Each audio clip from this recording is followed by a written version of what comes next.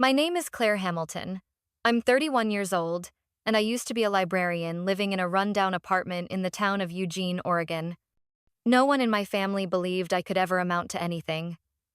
They said I was plain, mediocre, not worth a single penny of investment. My stepmother called me a burden. My brother smirked every time I walked into a room. I got used to their condescending looks, to the family gatherings where my seat was always next to the door. But no one could have predicted what happened when my name was called during their own bankruptcy hearing, and everything flipped. At the King County Courthouse, the judge glanced down at the paperwork and then spoke. "The legal representative holding all outstanding debt from the Morgan family, please confirm your identity." I stood up. My mother collapsed. My brother dropped a stack of documents. "I'm Claire Hamilton, and I own everything they once stole from me." Have you ever been looked down on by your own family so thoroughly that they forgot you were even a person?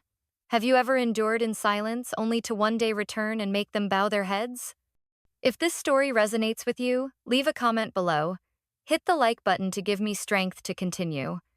And don't forget to subscribe, because up next, I'll tell you exactly how I, a girl they wrote off, became the one who made the whole family tremble in court. I was born into a family where my existence seemed to never be factored in. My father, Thomas Hamilton, remarried before I even turned 8. The woman he married, Janet, was everything he considered successful: sharp, ambitious, socially connected, and absolutely intolerant of anything that didn't offer value. To her, I was a mistake, a leftover shockwave from his first marriage. "She's like a stone chained to your leg," I once overheard her say to my father late one night, thinking I was asleep. "I can't build a model family with her hanging around like a ghost." I lay still, eyes wide open in the dark, breathing as quietly as I could. I didn't cry. I was used to it. After Ryan was born, Janet focused all her attention on him, the golden boy, the perfect blend of two elite bloodlines. Ryan went to the best schools, had piano lessons, birthday parties at expensive hotels with guest lists full of rich kids. Me? I was dropped off at the library. Not because they encouraged reading, but because it was safe and cheap enough to dump a kid on the weekends, according to Janet. Over time, I grew to love it. The old bookshelves, the whisper of pages turning, the musty smell of old paper, it gave me a place to breathe. When I turned 16, I applied for a scholarship at a local community college in Eugene, Oregon. I knew I couldn't expect anything from my dad or Janet, but I tried just once the night before the application deadline. I sat at the dinner table, hands shaking as I held the forms. "I just need a co-signer. The school requires a guardian's income verification." Janet didn't look at me, still polishing her wine glass. My dad lifted his head, hesitating, but before he could speak, Janet chuckled. "No one invests in a girl who doesn't know how to dream big." I gripped the papers tightly, keeping my face neutral. "Sorry for bothering you." I turned away. I didn't listen if my dad called after me. I didn't want to. Later, I found a different full scholarship and applied by myself. I got accepted. Then I worked 3 jobs for 4 years to stay afloat, cleaning hotel rooms, waiting tables, doing data entry. No one at home ever asked what I was studying. No one came to my graduation.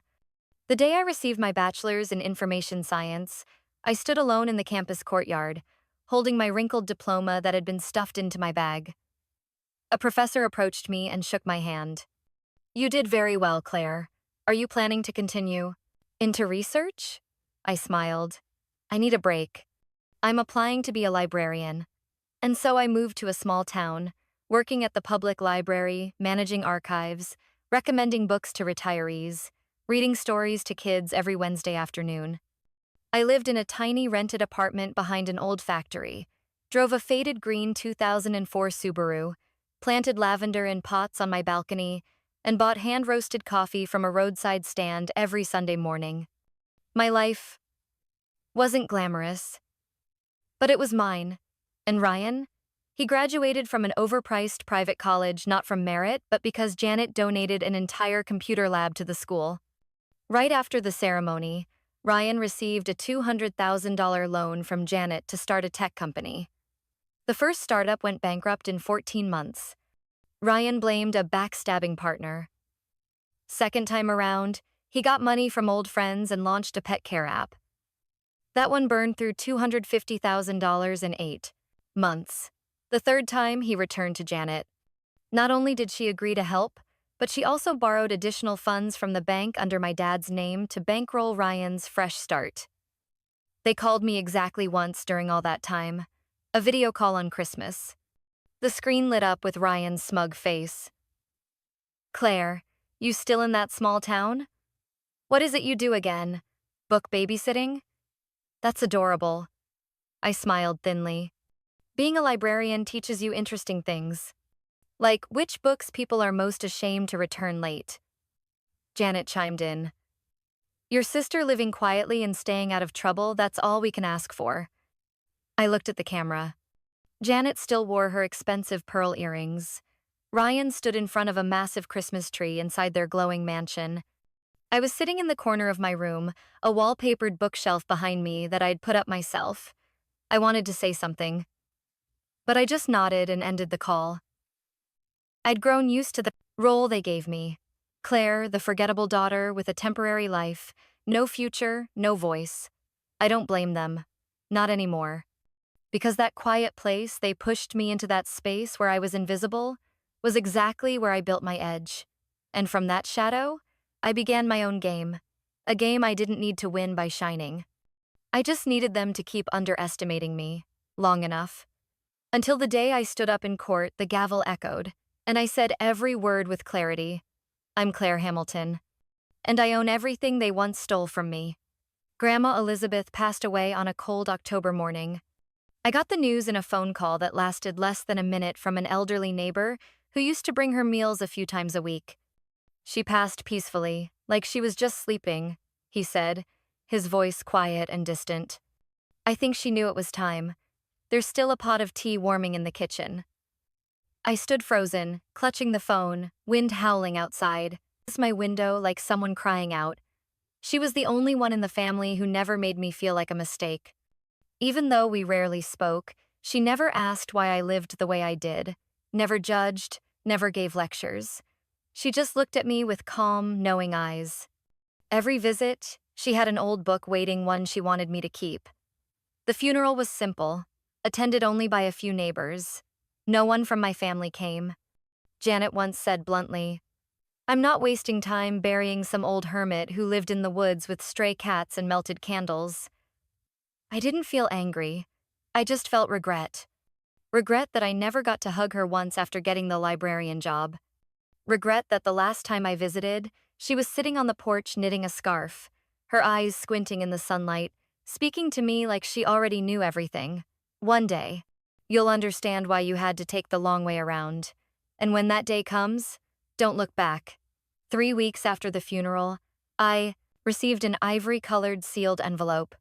On the front, in shaky handwriting, it read, "Only open when alone." The sender was the law office of McCallum and Grant in Salem, Oregon. I brought the envelope home to my apartment, sat at the table, my hands trembling slightly as I opened the thick paper. Inside was a handwritten letter in dark blue ink, the slanted script just like the ones I'd seen on the book covers she used to gift me. "My dear Claire, if you're reading this, then I've already gone. Don't be sad. I've lived enough, and I've prepared everything for this day. I leave no tears, only choice. Don't tell anyone. Don't let anyone know what you have. Silence will be your strongest shield. Wait for the right moment. And when that moment comes, you'll know exactly what to do." Enclosed with the letter was a thick file stamped with the red seal of McCallum and Grant and a small black USB drive. Inside the file was a detailed list of inherited assets in my name, neat, precise, and outlined line by line.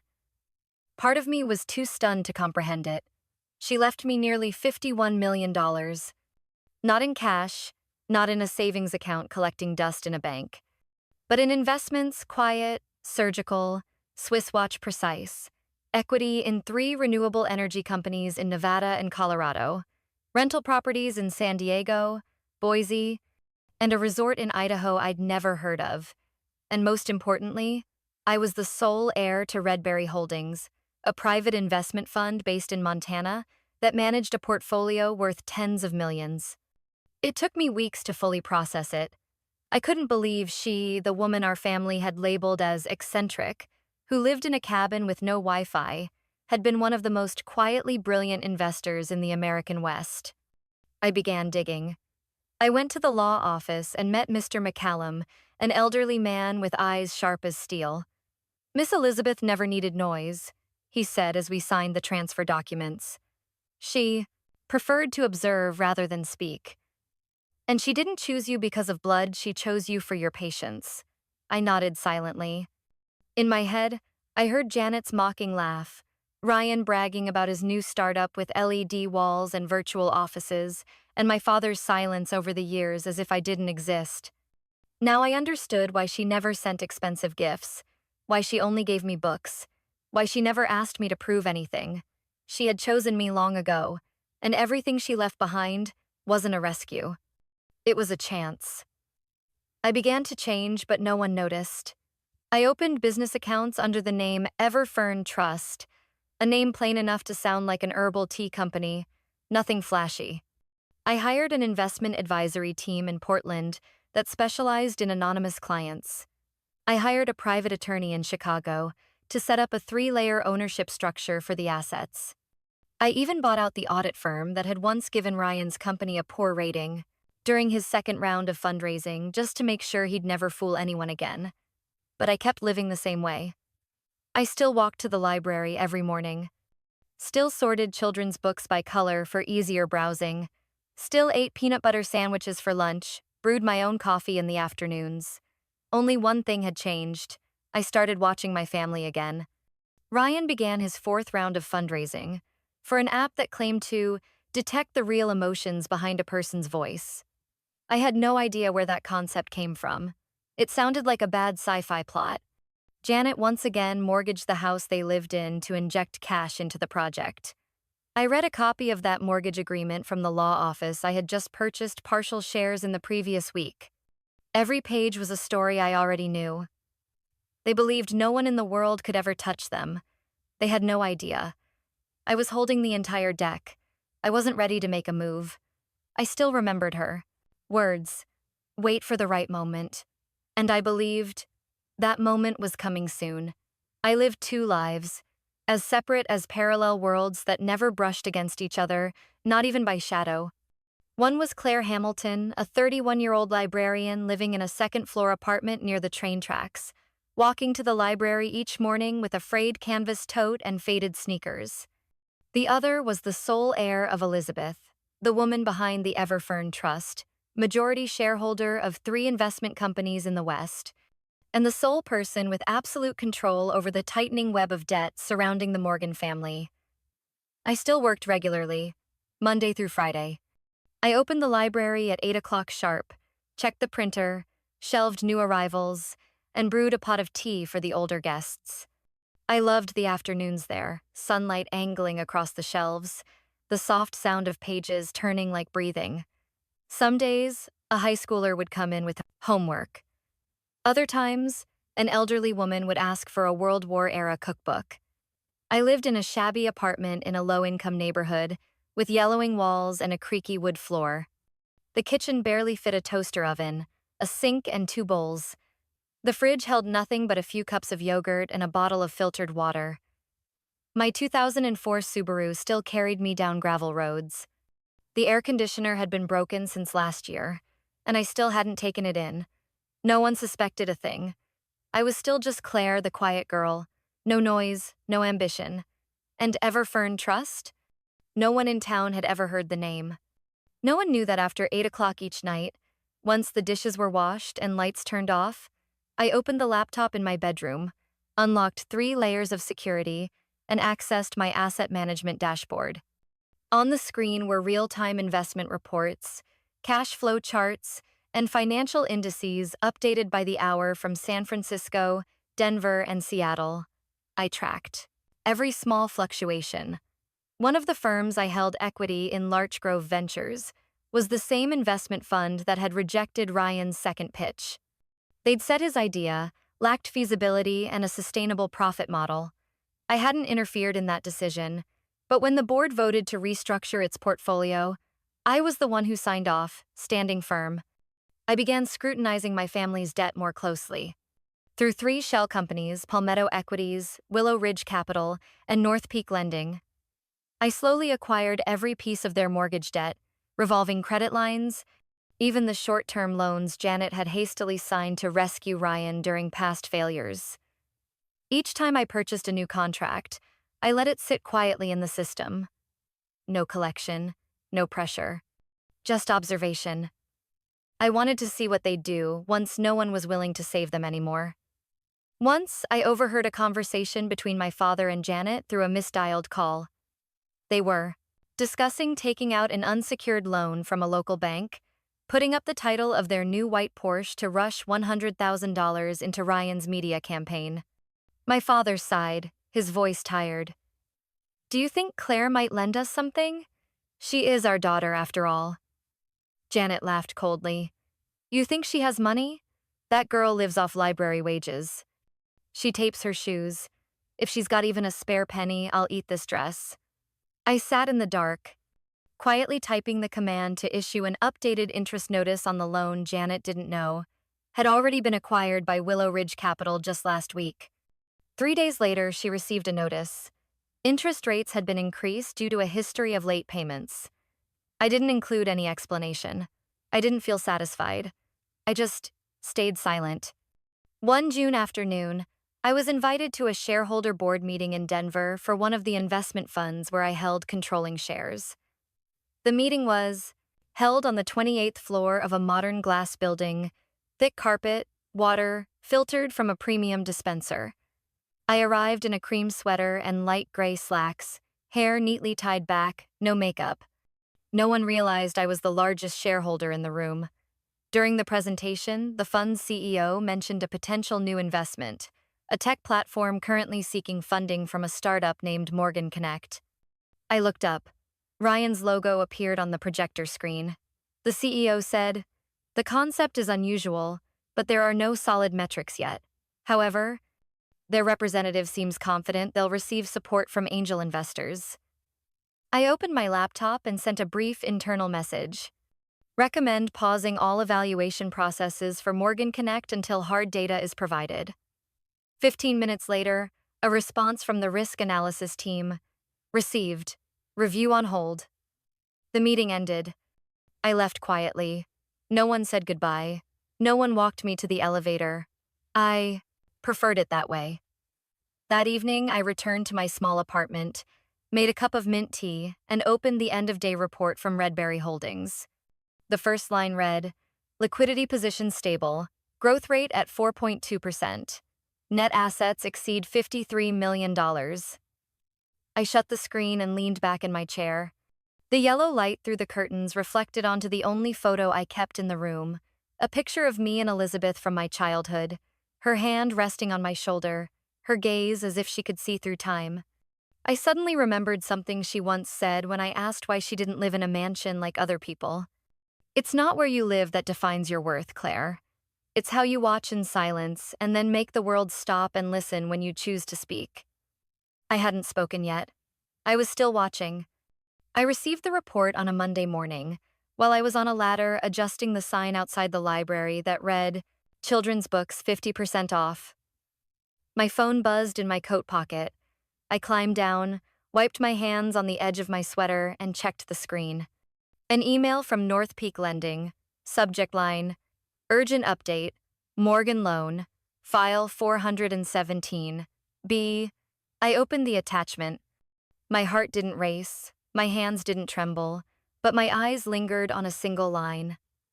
"Miss Janet Morgan has officially mortgaged the property at 17 Pinecrest Drive, Seattle to secure a personal loan of $380,000. Purpose: redesign investment for Morgan Connect technology platform." I closed the phone, set it down on the checkout counter, and took a deep breath. Pinecrest Drive. The house my dad bought when I was 10, after marrying Janet. The one with the big balcony overlooking the lake, where Janet threw dozens of cocktail parties, Where Ryan learned violin for a few weeks just to impress a private school girlfriend? Where I was once asked not to appear in any of the family photos displayed in the living room? Doesn't match the tone of the wood frame, Janet once said, without even looking at me. I remembered everything. A few days later, a report from the independent auditing firm I'd hired noted an additional expenditure that hadn't been included in the original loan commitment.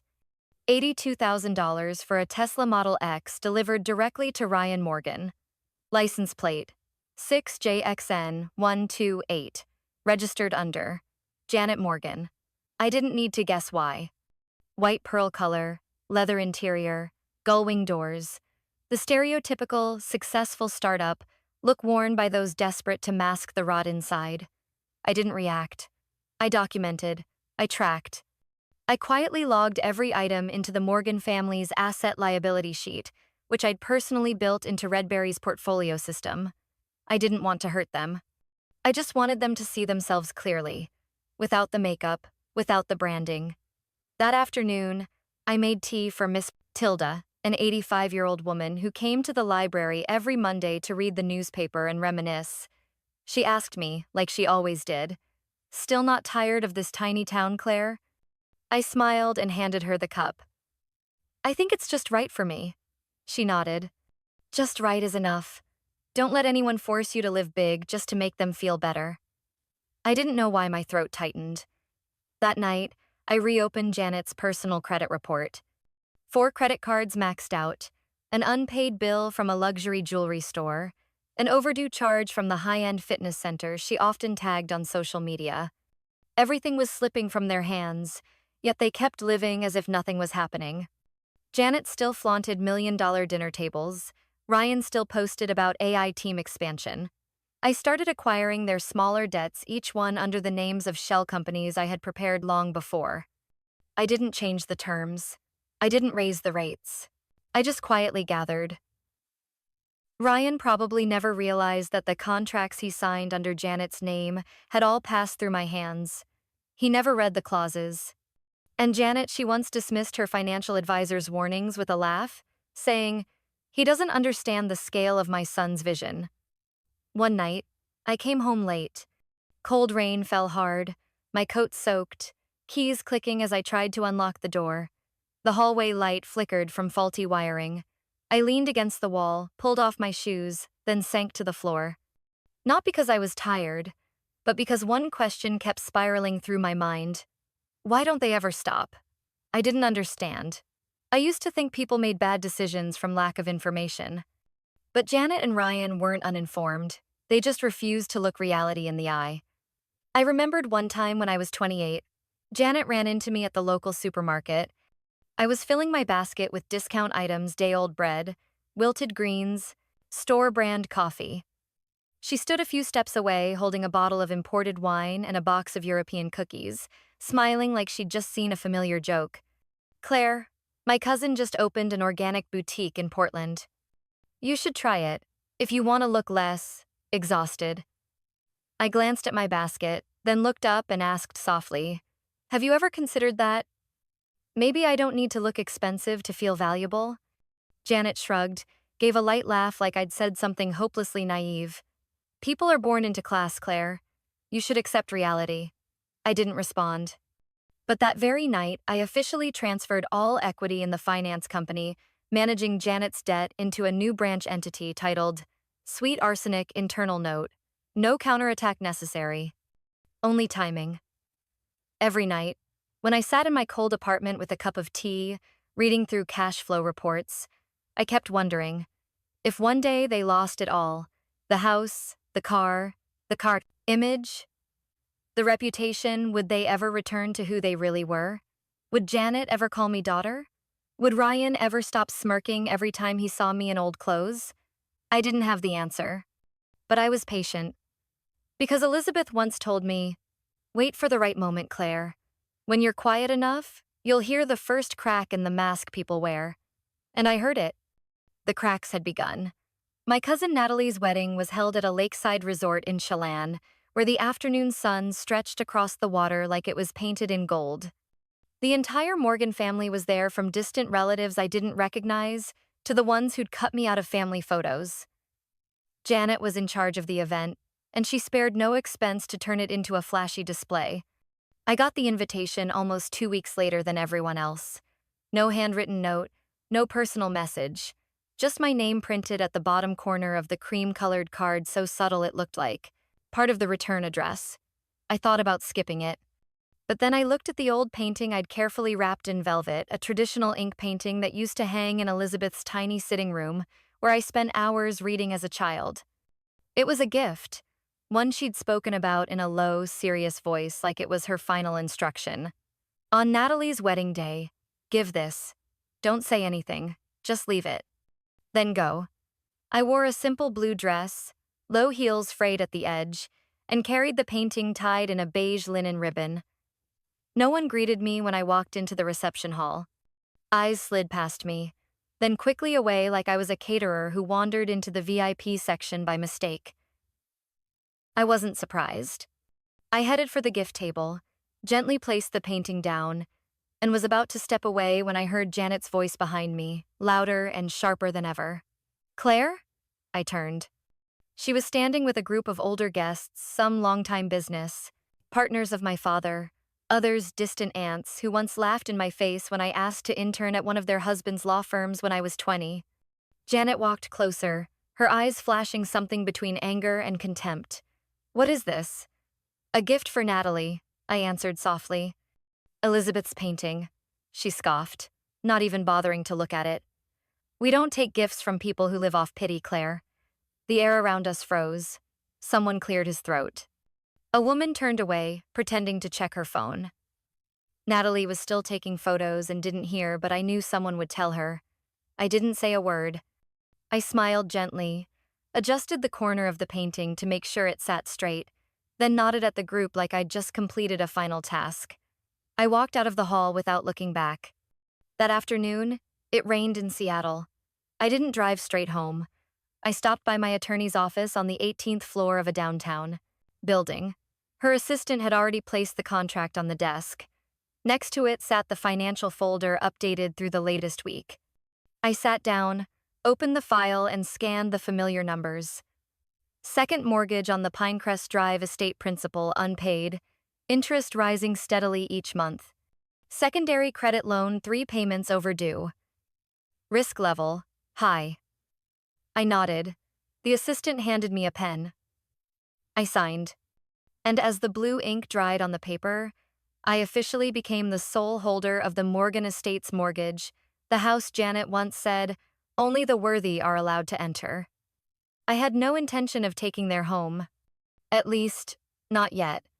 But I needed them to understand that every choice they ever made, every time they tried to erase me as if I didn't exist, had consequences. That night, I got home late. The rain still hadn't stopped. My apartment was quiet. I turned on the warm light in the living room and pulled back the curtain. From the 3rd floor I could only see dripping rooftops across the street and a few flickering street lamps. No shimmering lake reflections, no music, no wedding dress, no toasts, just me. And the silence of someone who no longer needed to prove anything to anyone. I opened my laptop and logged into Redberry's system. The newest internal message from the finance team reported that the total assets I managed had surpassed $56 million. I typed a note into the Pinecrest property file. Status: closely monitored. No action, await proper timing.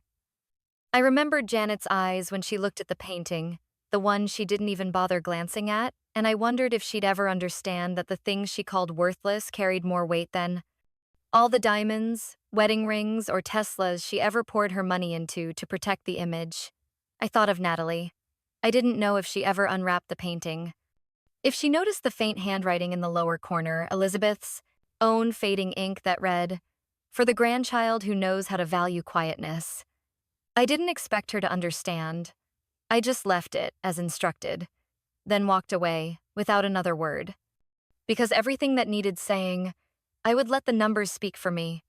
3 months after Natalie's wedding, I was reorganizing the American history section at the library when I noticed a figure standing outside the glass door. The person didn't enter right away, just stood there, holding her bag, the weight in her posture unmistakable. I knew that silhouette instantly. Even after so long without seeing her up close, I recognized her. Janet. I set the book on the shelf, adjusted my glasses, and stepped out from behind the desk. The door opened with a soft chime, a sound that gently reminded visitors this space belonged to stillness. She stepped in, her face gaunt, hair pulled up loosely, no makeup, no perfume, a completely unfamiliar image of the woman who once banned me from family events for not matching the family aura. Claire, her voice cracked. I nodded politely. I didn't invite her to sit, but I didn't walk away either. I need to talk, if that's okay.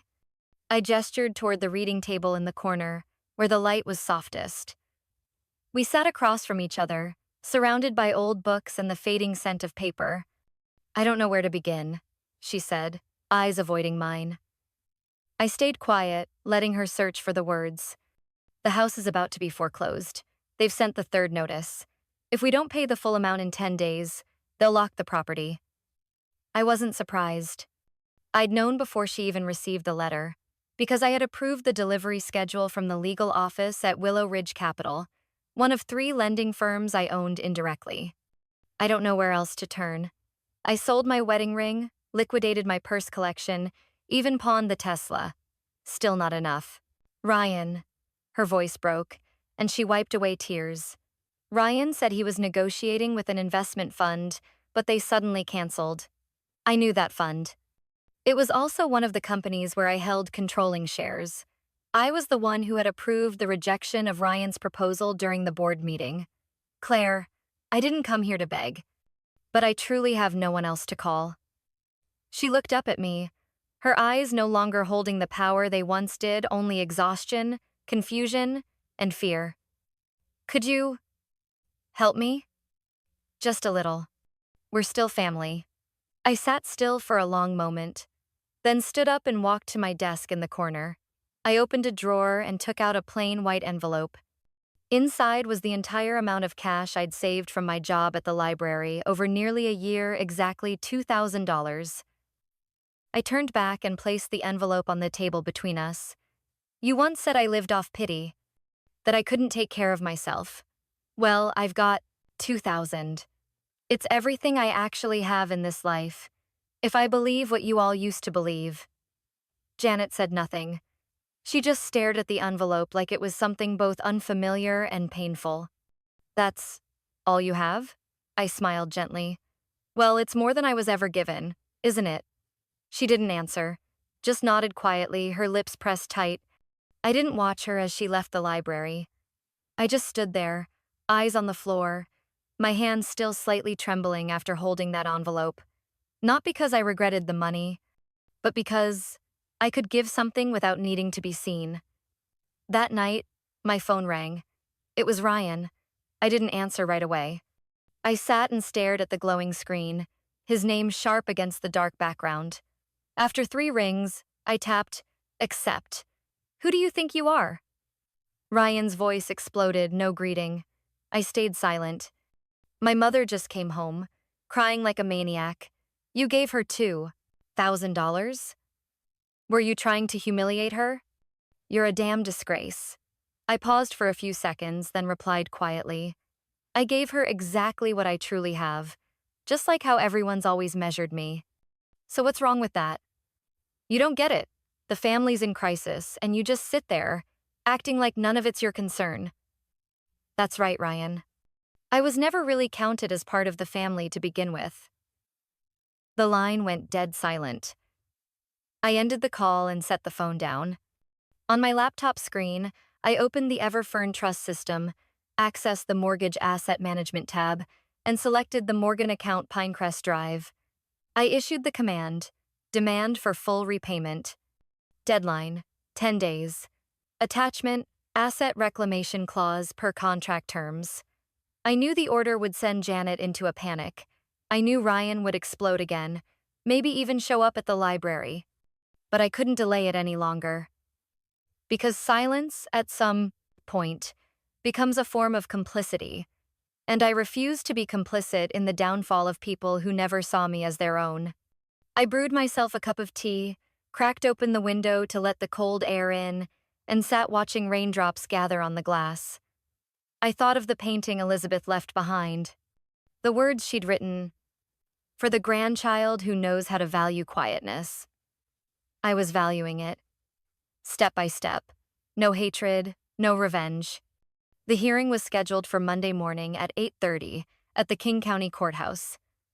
From the moment I stepped into the hallway, the air was thick with tension and curiosity. A few local reporters hovered near the entrance, raising their cameras to catch shots through the frosted glass. Weekend headlines had already run bold. Morgan family faces bankruptcy, a legacy at risk. I entered the courtroom calm, no designer dress, no jewelry. Just a white blouse, light gray slacks, and a thick, mist-colored coat. My hair was tied neatly at the nape of my neck. I didn't want to stand out, I wanted to be unmistakable. Janet was already seated at the defendant's table, beside my father, the man who years ago chose silence over standing by his own daughter. Ryan came in last, still wearing sunglasses, smoky gray blazer, and glued to his phone. They didn't seem to notice me, or if they did, they gave no sign. The judge entered right on time and banged the gavel 3 times. Civil bankruptcy hearing number 5482. Defendant, the Morgan family. Will the creditor's legal representative please identify themselves? I stood. Claire Hamilton, legal representative for Everfern Trust, current holder of all mortgage, credit, and business loan liabilities tied to the Morgan family, totaling $14,230,000. A chill swept through the room. Whispers rippled across the back row. A reporter dropped their pen. I didn't look at them. I looked only at the judge's bench. Janet whipped her head toward me, eyes wide, lips trembling. My father looked like he'd turned to stone. Ryan took off his sunglasses and stared at me like he'd never seen me before. I met their eyes, calm as if I were delivering a quarterly finance report. What? What did you say? Janet burst out, almost shouting. Claire? You're the creditor? I didn't answer. The judge motioned for order. Miss Hamilton, please present your debt resolution proposal. I opened my leather case and pulled out a stack of documents, each page marked with a small tab. I handed one copy to the court clerk, another to the Morgan's attorney. I have no intention of seizing homes or personal property unless necessary.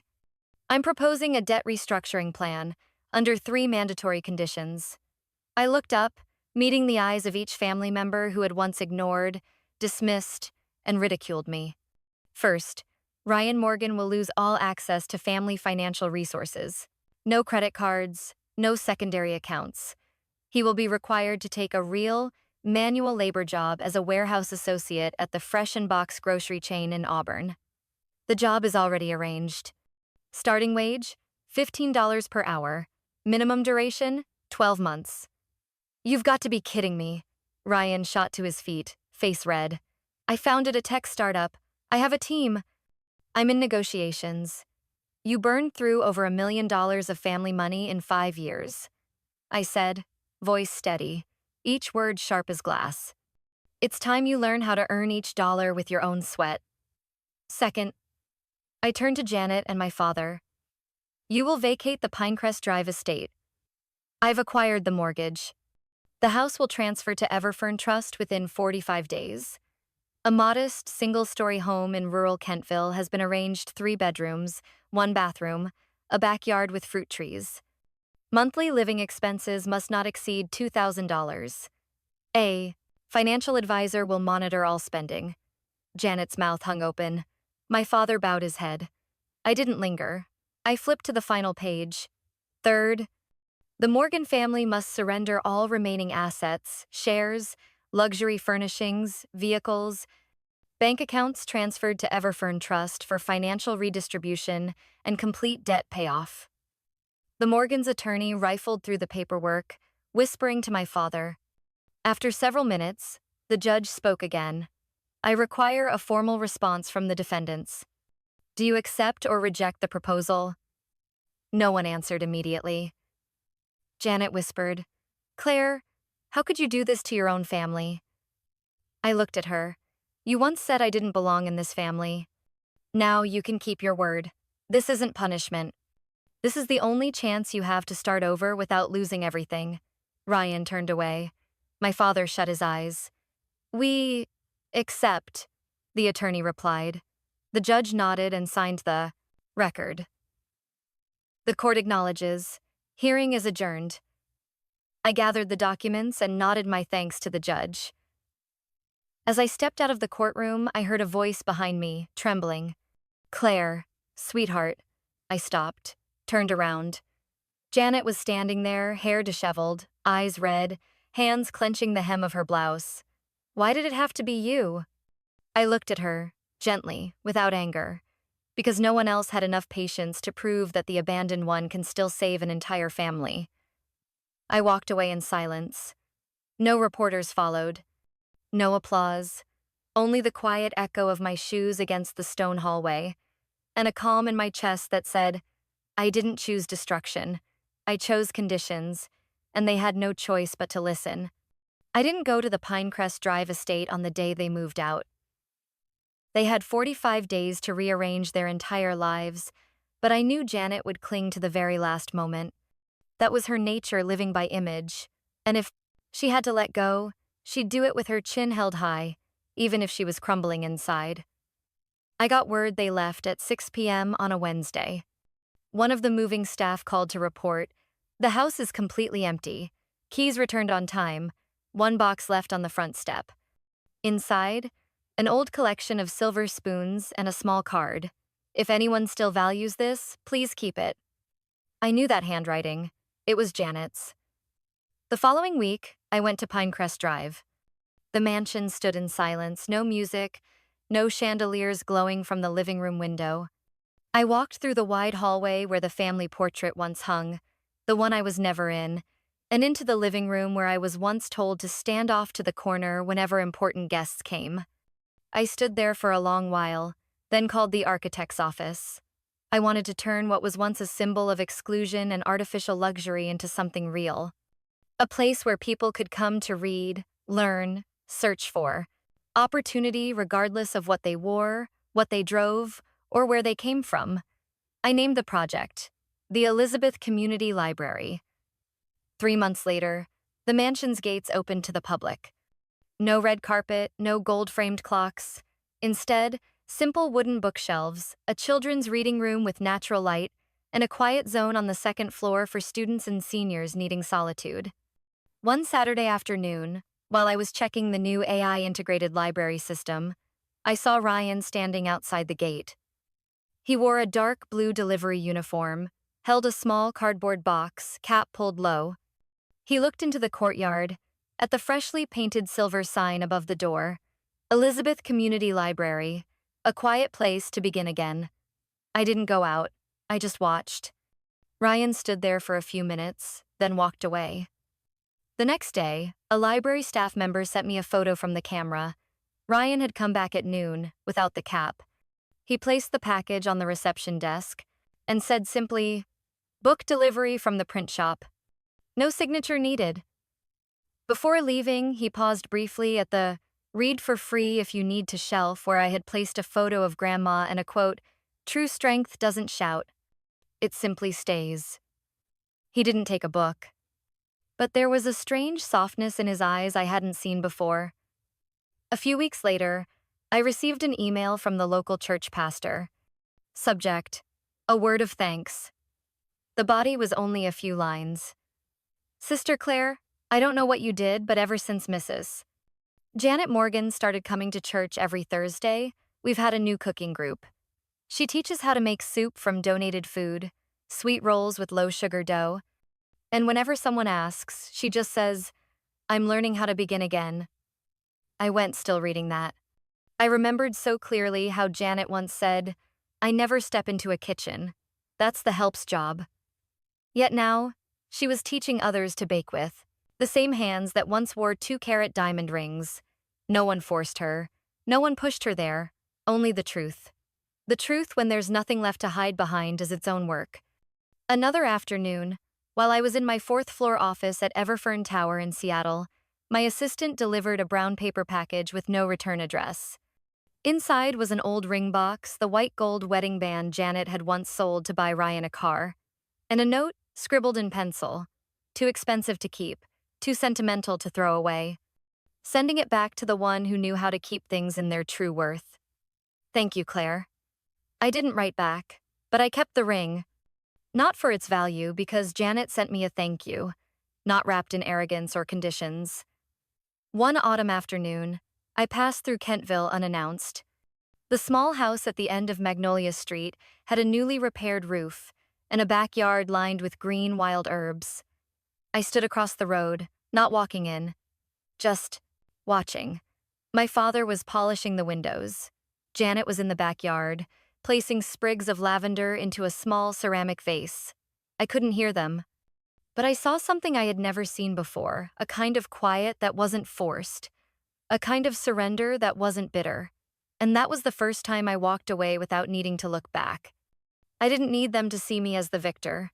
I didn't need them to admit I was right. I just needed them to begin changing, bit by bit, in silence. 3 years after the King County Court hearing, I sat in my glass office on the 42nd floor of Everfern Tower in downtown Chicago. Below me, the city pulsed fast cars, crowds, a rhythm of urgency. But in my office, there was only soft golden light and the scent of mint tea drifting from an old porcelain cup, the kind Grandma Elizabeth always loved. I still kept one routine. Every Saturday morning, I flew back to Seattle on the earliest flight, leaving the office before anyone. I noticed I was gone. I'd drive north, turn onto the winding road that led to the old mansion now known as the Elizabeth Community Library. Locals called it the reading house on the street because it didn't look like a stiff, modern library. It was a place where a child could curl up on a pillow, hold a book in trembling hands, and read aloud in the circle of grown-ups. A place where elderly folks came during winter to reread old favorites, sometimes just to remember a name. I usually sat in the children's corner, where sunlight always streamed through the window right at 11 a.m., reading a simple story in a soft voice for the kids to listen. They didn't know who I was. They only knew me as Miss Claire, the storyteller. No one there knew I was the one behind Everfern Trust, managing over $80 million in assets across Colorado and Boston. I didn't need them to know. One early spring afternoon, just as the tulips outside the library garden began to bloom, I received a cream-colored envelope with silver trim. The return address was from Kentville, written in a slanted handwriting I recognized from the old Christmas cards that used to hang in the Pinecrest mansion years ago. Janet. I opened the envelope slowly, as if each fold still carried the faded air of someone who once didn't consider me blood. Inside was a small card, decorated with pressed lavender between handmade paper, very different from the lavish styles she used to favor. The handwriting had softened, slightly hesitant but clear. Claire, we're having a small dinner this Sunday. If you're free, I hope you'll come eat with the family. Not to talk about the past. Just to have a meal. Like family. Mom. P.S. This time I'm calling you daughter. Not because I need something. I sat in silence for quite a while after reading that. Looking out the window, where the afternoon light was slowly fading across the tall city buildings, I felt a quiet stream. Tells stir inside, warm, gentle, and aching all at once. I didn't go back. Instead, I went home, opened the old drawer beneath the staircase where I still kept a few belongings from Elizabeth's cabin. Among them was a wool scarf she had knitted for me when I first entered college, deep blue, worn at the edges, but still fragrant with dried lavender. I wrapped the scarf gently, placed it in a plain brown paper box, no decoration, no floral card, just a folded sheet of paper with one sentence. Mom, I forgive you, but I won't return. 3 days later, I received a response. Not a letter, not a call, but a photo, taken secretly through the stained glass window of the Kentville church. Janet, wrapping the wool scarf around her neck, holding a tray of toast, standing among a group of elderly women laughing together. I don't know who sent that picture. Maybe someone from the library. Maybe someone who once received free bread from Janet on a rainy afternoon. But the important part wasn't who sent it. It was the smile on the face of the woman who once despised humility, who once chose appearance over affection. Ryan, on the other hand, remained silent. Since the day I saw him at the library in that delivery uniform, he hadn't reached out. No messages, no letters, no questions. But every month, I still received internal reports from the HR department of a nonprofit in Portland, where Ryan now worked as a tech support staffer for digital literacy programs aimed at disadvantaged youth. One note in the file read, "Never absent, always arrives early, often stays late to help clean, has never requested extra pay." I read every line carefully, then closed the file. No smile. No sigh. Just a lightness like a part of me, the part that always wondered would they ever change, had finally received a quiet, steady answer. That night, as snow began falling softly, I went up to the rooftop of my building, the place I usually sat on sleepless nights. Holding a warm cup of tea, I looked up at the scattered stars through the misty sky. I thought of her, of how she held her tea, how she once taught me about stocks, using kernels of corn and an old glass jar, how she looked at me when I stayed quiet under ridicule, refusing to flinch. "Don't rush to answer, Claire," she once said. "Because when you're strong enough, you won't need to shout. You just have to show up. And your silence will speak louder than anything else." Now I understand. I smiled softly, not out of triumph, but because I was finally at peace, no longer needing to fight for anything. That morning, just as I stepped into the Elizabeth Library, the scent of fresh pine and old paper still hanging in the air, a little girl about 8 or 9 years old with shoulder-length hair and a pale purple sweater walked shyly toward me.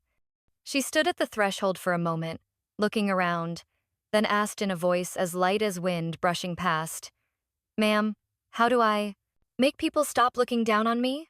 I looked at her. Those wide, unsure eyes held something that made my heart sink.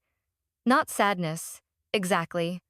More like recognition, the feeling of seeing a younger version of myself, the one who used to hide in classroom corners, the one who once stood behind the living room curtain while adults sighed over financial burdens, because there was one more sick child. I sat on a bench and patted the empty space beside me. The girl sat, still too timid to lift her head. "What's your name?" I asked gently. "Emily. Is this your first time here?" "Yes, ma'am. My class came on a field trip, but the other kids went to the art exhibit. I didn't want to go."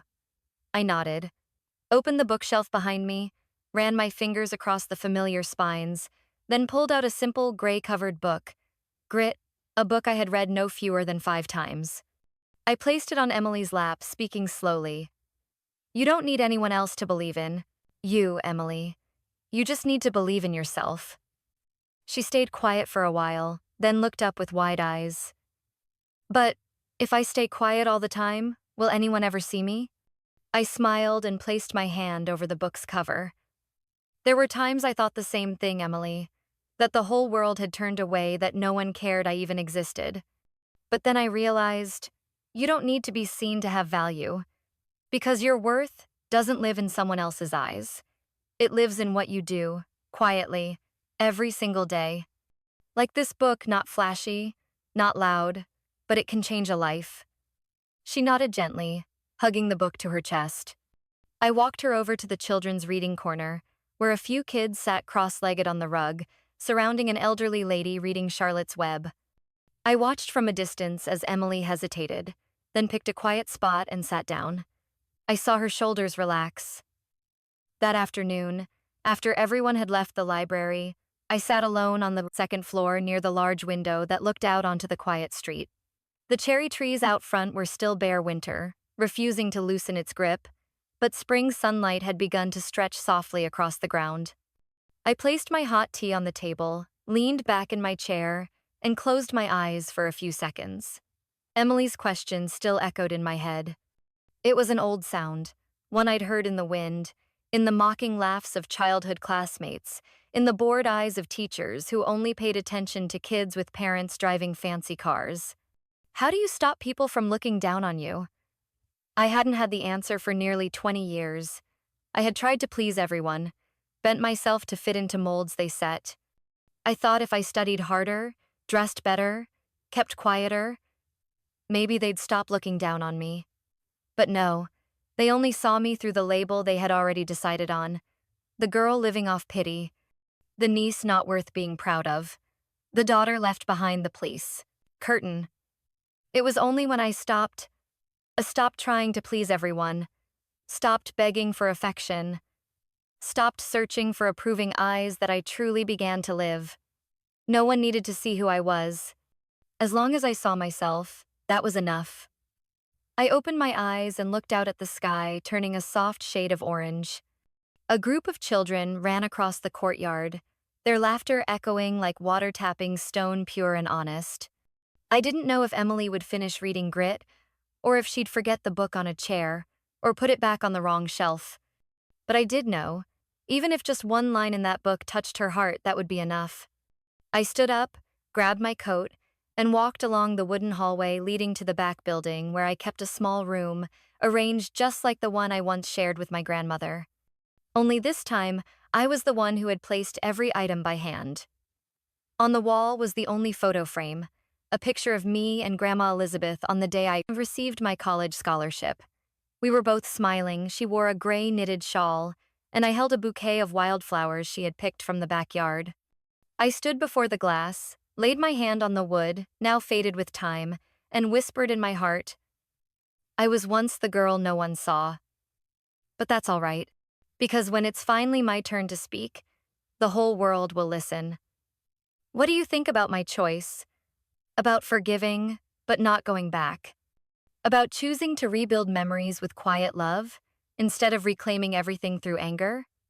I believe each of us has our own journey to define our worth.